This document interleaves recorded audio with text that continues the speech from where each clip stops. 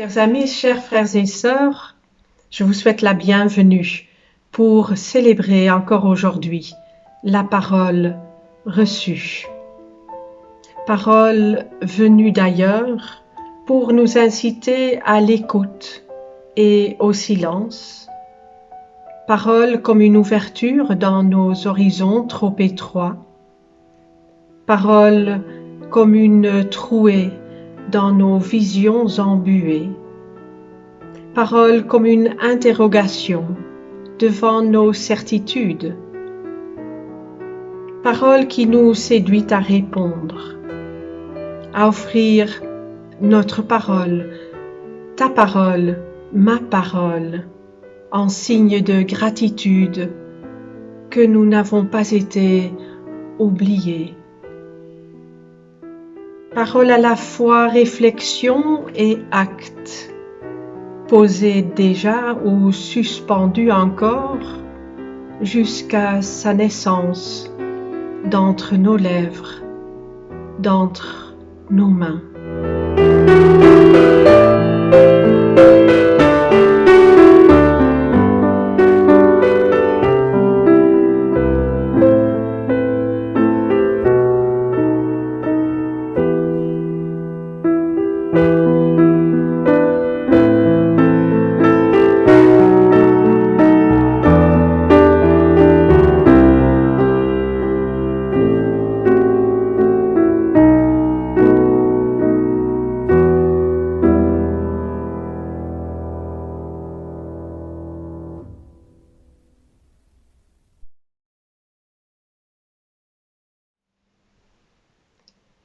Chers amis, j'aimerais vous inviter ce matin à méditer sur ce que la tradition a appelé les 10 commandements. C'est à mon sens un rétrécissement regrettable qui réduit les paroles que reçut le peuple d'Israël comme si elles n'étaient que d'ordre et injonction, alors qu'elles se veulent plutôt balises sur le chemin de la liberté. Écoutons d'abord comment le pasteur Antoine Nouy a tenté de mettre cela en perspective. Un rabbin explique: 613 commandements ont été donnés à Moïse. 365 commandements négatifs, tu ne feras pas, comme le nombre des jours d'une année. 248 commandements positifs, tu feras, comme le nombre des os dans un squelette humain. David est venu et il a résumé la loi en 11 commandements. En effet, il a écrit, et c'est au psaume 15, « Seigneur, qui sera reçu dans ta tente ? Qui demeurera sur ta montagne sainte ? L'homme qui a la conduite intègre, qui pratique la justice et qui dit la vérité dans son cœur. Il ne calomnie pas de sa langue, il ne fait pas de mal à son prochain et n'insulte pas son voisin. Il repousse ce qui est méprisable à ses yeux, mais il honore ceux qui craignent le Seigneur. Il ne se rétracte pas s'il fait un serment qui lui cause du tort. Il ne prête son argent à intérêt. Il n'accepte pas de présent contre l'innocent. Qui agit ainsi ne chancellera pas. Ésaïe est venu et il a résumé la loi en 6 commandements. En effet, il a écrit: qui pourra tenir devant le Seigneur ? Celui qui marche dans la justice et qui parle sans détour, qui refuse un profit obtenu par la violence, qui repousse ceux qui essayent de l'acheter par des cadeaux, qui se bouche les oreilles pour ne pas écouter les paroles violentes, qui ferme les yeux pour ne pas regarder ce qui est mal. Michée est venu et il a résumé la loi en 3 commandements. En effet, il a écrit: « On t'a fait connaître, ô homme, ce qui est bien. Et ce que le Seigneur demande de toi, c'est que tu pratiques le droit, que tu aimes la bonté et que tu marches humblement avec ton Dieu. Amos est venu et il a résumé la loi en 2 commandements. En effet, il a écrit « Ainsi parle le Seigneur à la maison d'Israël. Cherchez-moi et vivez. » Mais c'est Habakkuk qui a résumé la loi en un seul commandement quand il écrit « Le juste vivra par la foi. » Le juste vivra par la foi. Pour nous aussi, cette parole est première, mais comment allons-nous la recevoir? Nous qui vivons si souvent par intérêt, par avarice ou par convoitise. Tu nous appelles à être intègres, à pratiquer la justice et la vérité. Nous sommes divisés, inconstants, prisonniers de nos hypocrisies. Tu nous appelles à pratiquer le droit et à aimer la bonté. Et nous sommes trop pleins de nous-mêmes, prisonniers de notre jalousie. Tu nous appelles à marcher humblement avec toi, à toujours te chercher. Et nous sommes paresseux dans notre foi, prisonniers de notre paralysie. Nous te prions pour que par ta grâce, la foi, l'évangile, l'amour, la justice ne soient plus de simples mots entendus dans les Écritures que nous lisons, mais qui deviennent des signaux qui jalonnent la route sur laquelle nous marchons. Le juste vivra par la foi. Telle est la belle assurance que Paul partage avec les Corinthiens. Dieu vous a unis à Jésus-Christ. Il a fait du Christ votre sagesse. Par le Christ, nous sommes rendus justes devant Dieu. Nous sommes amenés à vivre pour Dieu. Nous sommes délivrés du péché. À présent, je vous invite à écouter un intermezzo musical que nous partage Jean-Marie et puis ensuite d'écouter les lectures pour ce dimanche. Nous poursuivons encore avec le livre de l'Exode et ce sera au chapitre 20 que nous lirons. Ensuite, ce sera une lecture de l'Évangile selon Jean.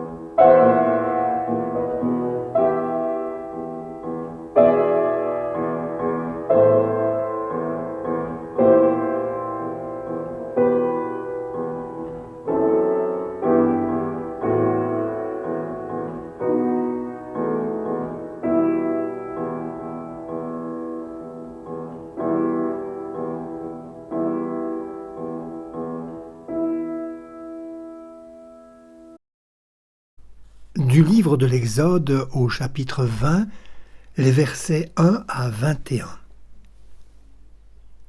Et Dieu prononça toutes ces paroles. C'est moi, le Seigneur ton Dieu, qui t'ai fait sortir du pays d'Égypte, de la maison de servitude. Tu n'auras pas d'autre Dieu face à moi. Tu ne feras pas d'idole, ni rien qui ait la forme de ce qui se trouve au ciel, là-haut, sur terre, ici-bas, ou dans les eaux, sous la terre. Tu ne te prosterneras pas devant ces dieux, et tu ne les serviras pas, car c'est moi, le Seigneur, ton Dieu. Un Dieu jaloux, poursuivant la faute des pères chez les fils sur 3 et 4 générations, s'ils me haïssent, mais prouvant sa fidélité à des milliers de générations, si elles m'aiment et gardent mes commandements. Tu ne prononceras pas à tort le nom du Seigneur ton Dieu, car le Seigneur n'acquitte pas celui qui prononce son nom à tort. Que du jour du sabbat, on fasse un mémorial en le tenant pour sacré. Tu travailleras 6 jours, faisant tout ton ouvrage, mais le 7e jour, c'est le sabbat du Seigneur ton Dieu. Tu ne feras aucun ouvrage, ni toi, ni ton fils, ni ta fille, pas plus que ton serviteur, ta servante, tes bêtes, ou l'émigré que tu as dans tes villes. Car en 6 jours, le Seigneur a fait le ciel et la terre, la mer et tout ce qu'ils contiennent. Mais il s'est reposé le 7e jour. C'est pourquoi le Seigneur a béni le jour du sabbat et l'a consacré. Honore ton père et ta mère, afin que tes jours se prolongent sur la terre que te donne le Seigneur, ton Dieu.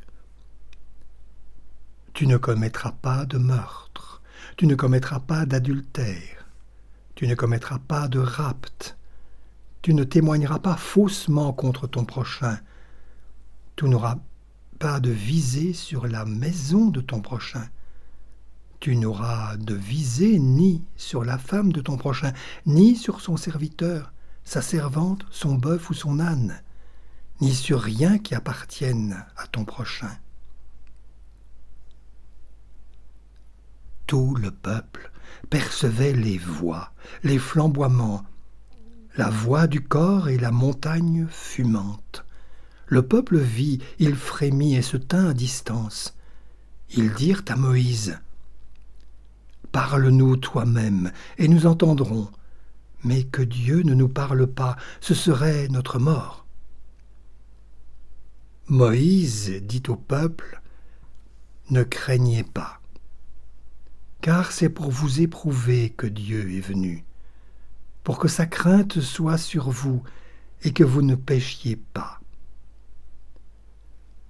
Et le peuple se tint à distance. Mais Moïse approcha de la nuit épaisse où Dieu était.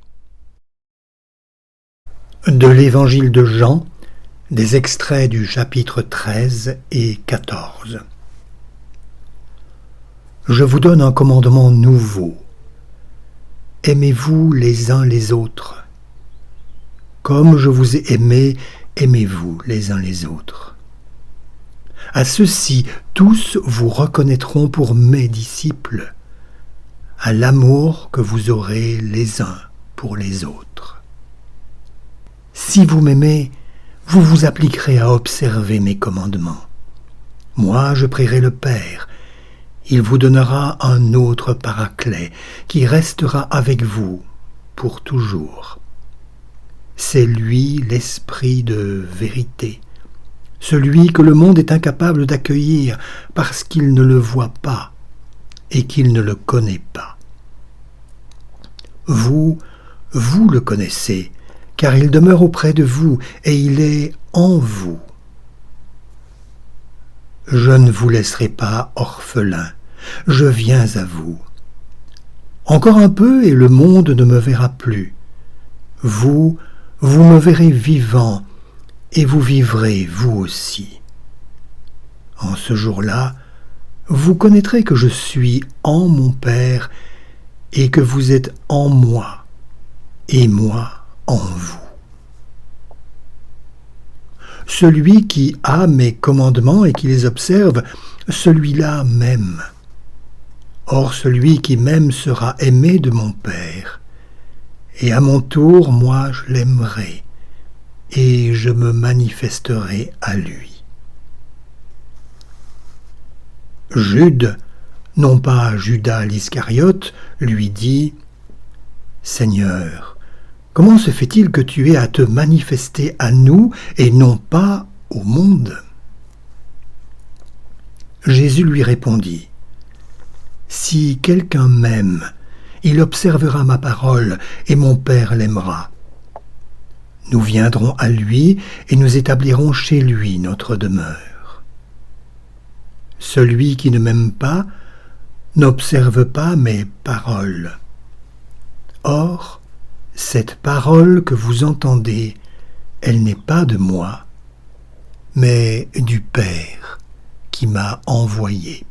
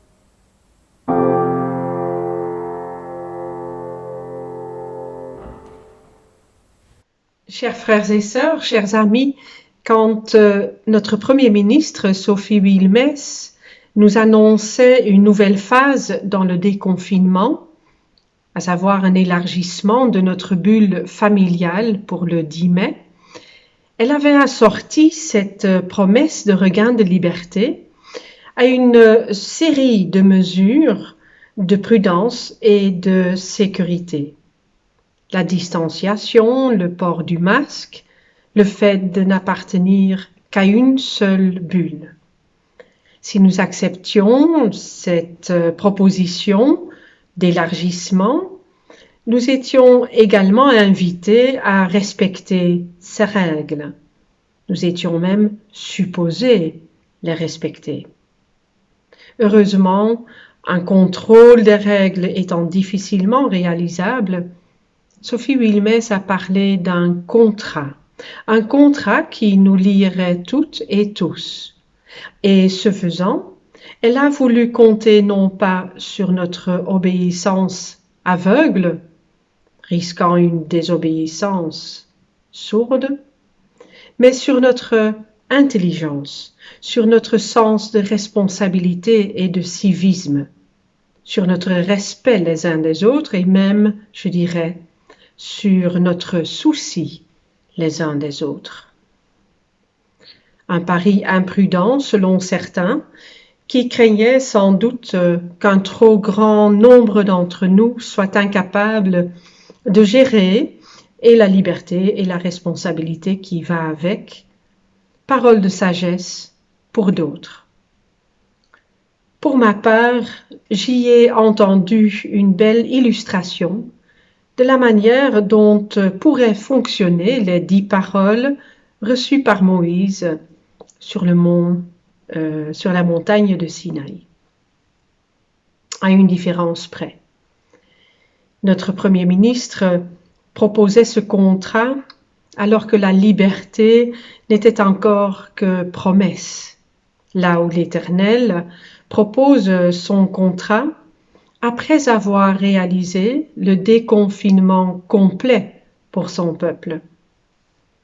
Mais dans les deux situations, l'idée va dans le même sens. Les propositions du contrat, les règles, sont données comme autant de balises afin que nous puissions obtenir, maintenir et garantir la liberté pour toutes et pour tous, et ce, dans la durée. C'est pourquoi Sophie Wilmès précisait que le non-respect du contrat aura sans doute comme conséquence l'inévitable régression de la marche de liberté. Mais revenons un instant à cette différence entre notre Premier ministre et l'Éternel. L'acte libérateur du Seigneur précède les 10 paroles, et donc nous pouvons dire que son agir devance et détermine même notre faire et notre pensée dans la mesure où nous réagissons à ce que nous connaissons de lui. Dans ce sens, le décalogue ou la suivance du décalogue est un acte de confiance. Dieu prononça ces paroles. C'est moi, le Seigneur, ton Dieu, qui t'ai fait sortir du pays d'Égypte, de la maison de servitude. C'est là non pas une introduction au décalogue, mais bien la toute première des 10 paroles. La première des 10 paroles n'est donc ni un ordre, ni un commandement que le peuple aurait à exécuter sans broncher, mais bien l'affirmation de l'engagement de l'Éternel en faveur du peuple d'Israël. Et cet engagement en appelle un autre. C'est pourquoi je préfère éviter de parler des 10 commandements lorsqu'on évoque les 10 paroles mentionnées ici au chapitre 20 de l'Exode et ensuite en Deutéronome 5. D'abord parce que le texte biblique, ni la tradition juive d'ailleurs, n'utilise jamais cette expression, donc de 10 commandements, puisqu'elle parle systématiquement des 10 paroles. Mais aussi parce que le mot commandement a pour nous une connotation négative, là où les paroles sont chargées de promesses, de créativité et de vitalité. Quand Dieu parle, il crée, comme nous le rappelle la 5e parole qui nous invite à célébrer le jour de repos comme un mémorial de cette toute première intervention de l'Éternel qui semble retrouver à la lumière de l'Exode tout son éclat. À chaque fois que nous évoquons les 10 paroles, la création tout entière retrouve son sourire. Le décalogue est cette invitation à placer nos décisions dans la perspective de la vie créée et recréée. Il y a bien un mot en hébreu qui correspond à notre mot commandement, et ce mot apparaît aussi dans le corps du texte. C'est le mot mitzvot qui indique plutôt les nombreux commandements rituels, comme nous l'explique Marc-Alain ou Aquin, ces rites à accomplir dans le quotidien, qui permettent, par l'ordre donné, de mettre en ordre, de mettre à leur juste place les choses, mais aussi les humains. Les mitzvot, ainsi compris les commandements à proprement parler, sont des ordres à faire ou à ne pas faire et visent les ordres qui permettent et fonctionnent le fonctionnement d'un système, d'une société. Ce sont les 613 commandements, 365 négatifs, comme le nombre des jours d'une année, et 248 positifs, comme le nombre des os du corps humain, mentionnés en introduction de cette célébration. Les 10 paroles invitent à ce qu'il convient d'appeler une éthique de vie, une éthique de liberté, rendu possible parce que nous avons été déclarés libres. La proximité de sens entre les 10 paroles et notre liberté a été soulignée par les rabbins depuis de nombreux siècles déjà. Au chapitre 32 du livre de l'Exode, il est dit que ces paroles sont gravées dans la pierre. Gravées, inscrites dans la pierre, Harut. Mais le Talmud invite à lire plutôt Herut, ce qui signifie liberté. Harut, Herut, ça rime, et ce qui est griffé donc dans la pierre annonce, rappelle notre liberté. Il n'y a pas dans la Torah de contrainte qui nous réduirait en esclaves d'une certaine morale. Il y a simplement la possibilité de vivre autrement parce que nous sommes libres. À vrai dire, on ne devrait entendre les 10 paroles uniquement dans cette seule perspective de notre mise en liberté. C'est là qu'un engagement de notre part peut trouver sa source et sa force créative.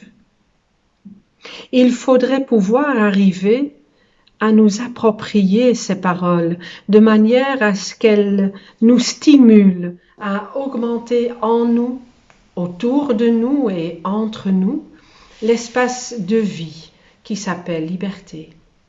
Alors on pourra entendre comme une promesse pour notre vie chacune de ces paroles. La première des 10 paroles concerne donc un engagement de Dieu qui en appelle un autre. En effet, à chacun des 5 premières paroles correspond une autre, et toutes dépendent de celle qui concerne l'engagement de Dieu à faveur de son peuple. Les 5 appels de la deuxième série commencent tous par le petit mot « lo ». Lo, cet adverbe introduit des actions à éviter, à ne pas faire, parce qu'elles iraient à l'encontre de la toute première parole, dont elles invalideraient l'effet. Que signifie l'œuvre libératrice de l'Éternel si nous nous enfermons dans des gestes qui refusent à nos prochains leur dignité de sujet libre, leur humanité? La 6e parole, « Tu ne tueras pas », correspond à la première et détermine à son tour les 4 autres qui suivront. Le « tu ne tueras pas » éclate en 4, puis en d'innombrables paroles qui nous invitent à reconnaître l'existence d'autrui. Donner suite à cet appel est l'expression de ma reconnaissance de pouvoir moi-même exister en toute liberté. Cette dynamique qui anime les paroles est fondamentale et doit nous préserver d'une lecture statique et inanimée qui n'aura d'autre issue que la négligence et l'oubli. Ce que je veux dire, soit on interprète les 10 paroles à partir de la passion de Dieu pour son peuple et on y répond tout aussi passionnément, soit elles mourront d'une belle mort et nous mourrons avec. Voici comment je pourrais m'imaginer une retranscription des 10 paroles. Parce que l'Éternel s'est montré le Dieu de la vie, parce qu'il nous montre des perspectives nouvelles, parce qu'il donne un sens à notre vie, nous rejetterons le joug de ces puissances qui se prennent pour Dieu et promettent du bonheur sans en donner. Nous n'avons pas besoin de nous faire une image de Dieu puisqu'il est avec nous. Nous ne sommes pas seuls. Quand nous prononçons son nom, ce sera pour rappeler sa présence et pour répondre à sa voix. Afin de ne pas oublier que nous sommes appelés à vivre libres, nous prendrons le temps pour respirer au rythme de son souffle, pour ajuster nos battements du cœur au sien. Nous nous mettrons à l'écoute de ceux et de celles qui, avant nous, ont fait l'expérience de la liberté. Leur enseignement nous sera précieux et à notre tour, nous transmettrons ce qui nous est donné. Nous ne priverons personne de l'espace de vie dont nous jouissons nous-mêmes. Nous témoignerons de la bonté de Dieu par la fidélité avec laquelle nous nous donnons les uns aux autres. Nous ne prendrons pas ce qui ne nous est pas destiné. Notre parole ne sera pas destructrice ni mensongère. Elle ne se dressera pas contre mon prochain. Nous n'aurons pas besoin de vouloir ce que d'autres ont, puisque nous serons heureux avec tout ce qui nous est déjà donné. Il est bon de rappeler que les 10 paroles sont prononcées devant tout le peuple qui s'est réuni au pied de la montagne et comprend femmes, hommes, enfants, hommes libres et esclaves. Tous, sans exception, sont invités à accueillir ces paroles qui forment la base de l'alliance, la base du contrat entre Dieu et Israël. Il y a là un excès qui n'est pas habituel, un excès que l'on retrouve dans l'expression de l'amour qui ne compte pas, qui ne distingue pas entre bon et méchant. Un amour qui déborde des strictes limites de l'équité.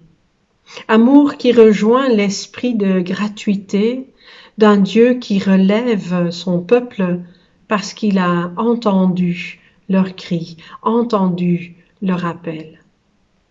Jean rapporte quelques paroles de Jésus qui soulignent le rapport entre l'amour et l'observation des commandements avec cette nouvelle parole « Aimez-vous les uns les autres » qui résume tous les autres. Excessif? Oui, en effet, il y a là un excès, un débordement, pas très raisonnable, mais qui semble la prolongation, l'approfondissement, l'aboutissement de ce qui pointe déjà le nez dans les anciens témoignages concernant la parole qui se donne comme lieu de libération et de vie. L'amour oblige, irrésistible, il a poussé l'Éternel à intervenir en faveur d'un peuple humilié. De la même manière, l'amour a régi le faire et le dire de son envoyé. Cette parole que vous entendez, dit Jésus, n'est pas de moi, mais du Père qui m'a envoyé. Tout commence par la parole du Père, parole agissante qui réclame une réponse. Formulée d'abord en 10, puis en un seul parole, un seul commandement, celui d'aimer. Sans cette graine de folie, comment habiterons-nous la terre promise? Amen.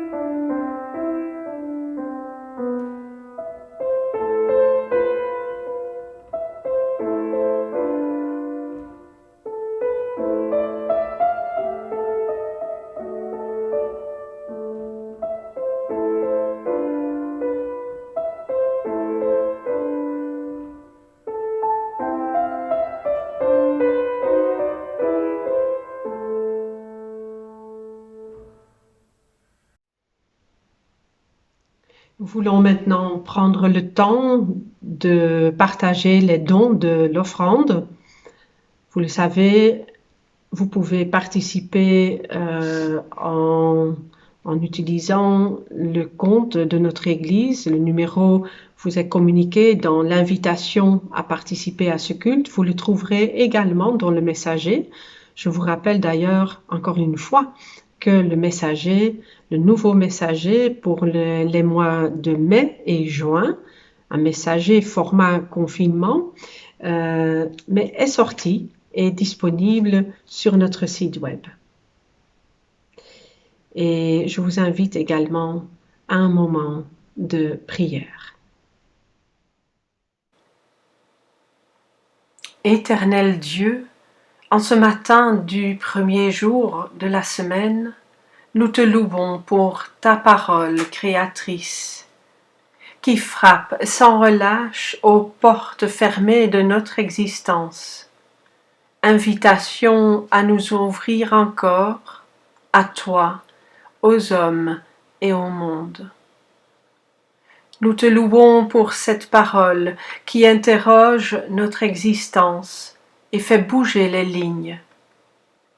Elle nous déplace, elle nous invite à regarder au-delà des possibles et de faire confiance à la force créative qui habite aussi en chacun de nous. Entends nos prières pour ceux dont l'espoir est brisé, pour ceux que la déception a rendus sourds et aveugles, incapables d'entendre une parole nouvelle. Pour ceux et celles préoccupés par leur avenir, pour nos enfants dont certains retrouveront bientôt le chemin de l'école, pour les enseignants et les autres professionnels qui reprennent leur travail, peut-être avec une certaine appréhension. Pour nos aînés, pour qui la solitude devient parfois trop pesante. Pour les malades, pour les personnes en fin de vie. Que ta parole d'amour leur reste audible dans des gestes, des regards qui disent ta fidélité. Rends-nous capables d'aimer à notre tour, le plus petit, la plus humiliée. Donne-nous ainsi d'être vivants et ouverts à plus que nous-mêmes. Amen. Chers frères et sœurs, nous sommes arrivés à la fin de notre célébration. Occasion d'abord pour moi de remercier tous ceux qui ont participé à sa réalisation. Je pense à Marc, je pense à Jean-Marie, je pense à Pierre-Paul. Merci à vous d'être avec nous pour ce moment de partage. C'est aussi l'occasion pour moi de rappeler une parole de Chrysostome. Quand tu t'assieds pour lire les paroles de Dieu, demande-lui d'abord d'ouvrir les yeux de ton cœur, afin de ne pas seulement lire les Écritures, mais aussi de les accomplir. Nous nous sommes assis, nous nous sommes ouverts à cette parole, nous avons essayé d'entendre ce qu'elle a de neuf, d'étonnant pour nous, pour nos vies. Maintenant, il reste encore un bout de chemin à parcourir, vivre ce que nous avons compris de l'Évangile. Dieu ouvre les yeux de notre cœur et nous donne d'accomplir les Écritures. Que sa lumière soit le phare sur notre chemin, que sa parole soit le sel de notre semaine, que sa grâce soit l'espérance de nos lendemains et que l'Esprit nous inonde comme l'eau des fontaines. Je vous souhaite une très belle semaine et un très bon dimanche.